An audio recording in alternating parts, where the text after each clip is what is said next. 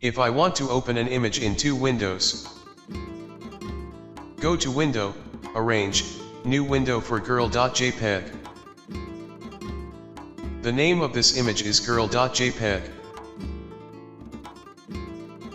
It has opened in two windows. And if I want to split it, go to Window, Arrange, 2 up vertical. You can then zoom to different levels on each. Whatever adjustments you make to one window will be reflected instantaneously on the other. Same image is split in two different windows. You can use one for preview and other for work on it.